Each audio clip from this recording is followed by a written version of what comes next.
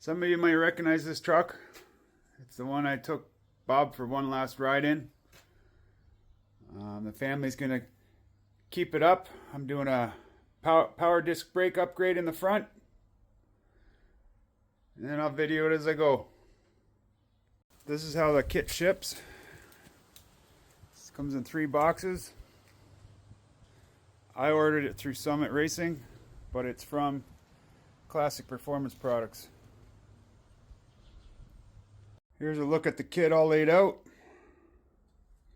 The brackets, securing plates, studs, mounting hardware, wheel bearings, flex hoses, calipers, aluminum hubs, the disc brakes, and the power brake setup. So far, going through everything, I like the quality of the stuff. I haven't seen any indication of anything being made in China or offshore. It all seems to be pretty good quality. And it comes with a bleeder kit. Here's a glance at the schematics.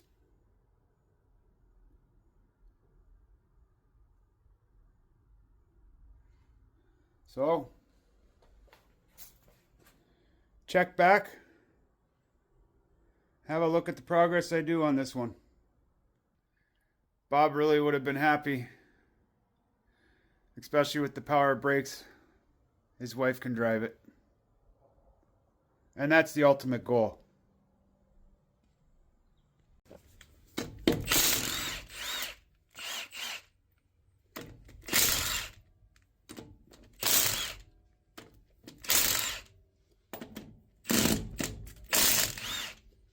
The nuts paint on them so I don't pull them off all the way because they get stuck in the socket.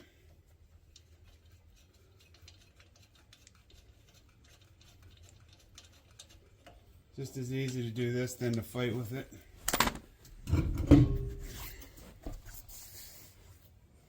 Okay, there's the drums.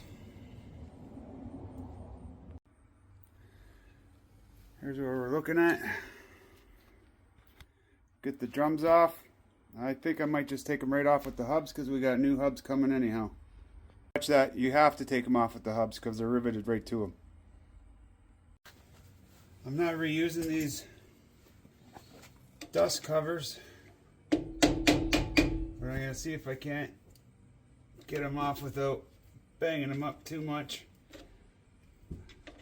I do some jobs and these things are just caved right in. I think somebody's clamped them or like, why do you gotta be like that? Pull the cotter pin out. Okay, it didn't cut the back one off.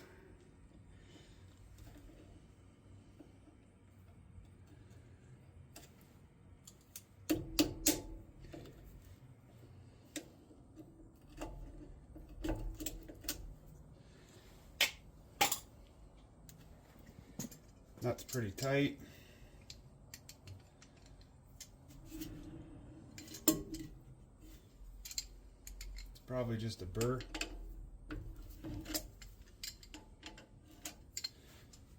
Might have been a hair too tight. And again, I'm going to keep all this stuff together because maybe somebody can use them.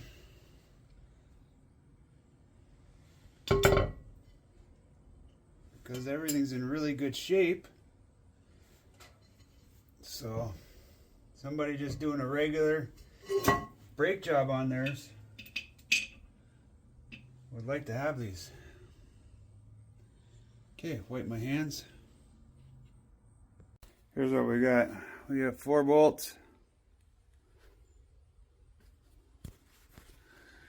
Some cotter pins to come out.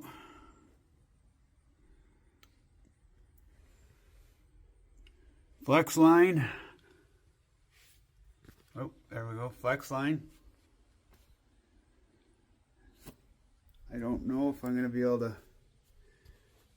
I'm going to try and get this all off in one piece. Here's the master cylinder underneath the truck.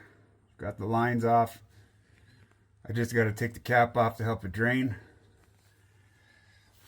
I'm hoping that there's going to be enough room in there with the automatic transmission and the power brake booster. Should be. There's the front left brake line, nice and clean. That's undone. It's dripping quicker at the master now as it should. I can get that clip off and slide the flex line through. Now free to pull this through. Okay. Actually, for how nice everything looks, the flex lines are actually pretty stiff and hard. They're definitely, I think they're just getting dried out from age. One last look to see how everything goes, just for reference, in case I run into any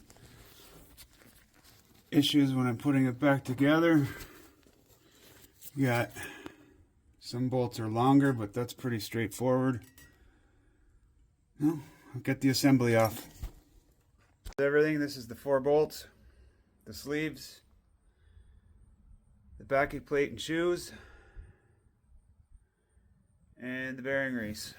And on the bearing race, you can see it was just starting to get some chatter.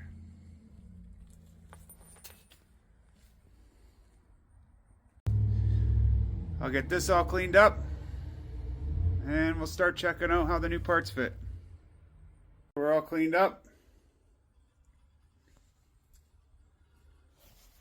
It's the same draglink setup my 68 Corvette has. Well, most of the older vehicles, but for a lot of you have never seen that before.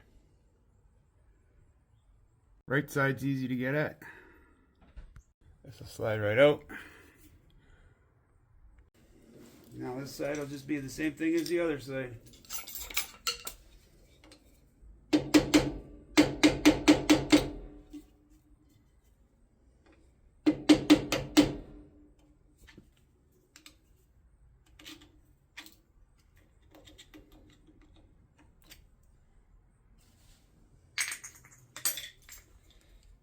Cotter pin.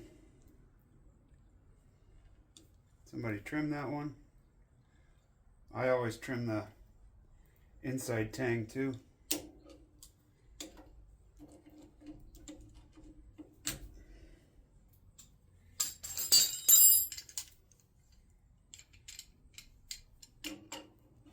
Good thing I brought latex gloves not to use.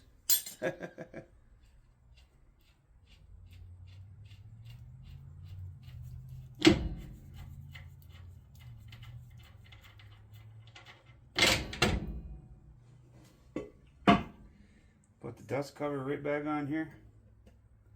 I'm not putting the cotter pins in. If these things ever get reused, they can put new cotter pins in them.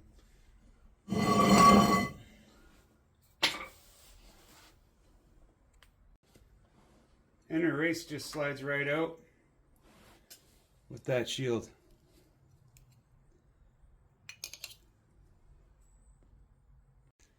Okay, passenger side's all cleaned up.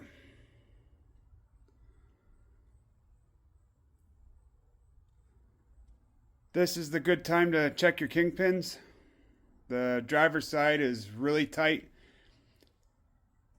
This side has very, very minute play, and I'm going to leave it. I don't think it's going to be an issue or problem whatsoever. And once I get some grease in there, it's going to help it out too. So this is the end of part 1. Stay tuned for part 2, guys.